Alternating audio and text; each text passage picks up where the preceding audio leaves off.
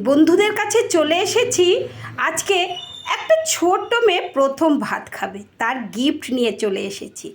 এই দেখো বন্ধুরা, গিফটটা একটু অন্যরকম, ক্রমশ প্রকাশ্য হবে। ক্রমশ দেখো বন্ধুরা গিফটটা। আরে বাপ রে বাপ, এ তো দারুণ গিফট, দারুণ গিফট। এই দেখো তারপরেরটা দেখো।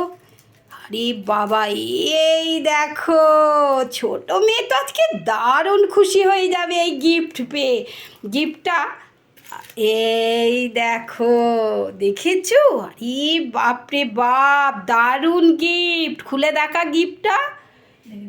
দেখা একটু খুলে, বন্ধুরা দেখুক গিফটটা কি আছে। শুধু ওইটা দেখলে বন্ধুরা ভাবছে গিফটটা কি আছে, সেইটা তো কই মুড়ে খুলে দেখা বন্ধুদের, বন্ধুরা একটু দেখুক।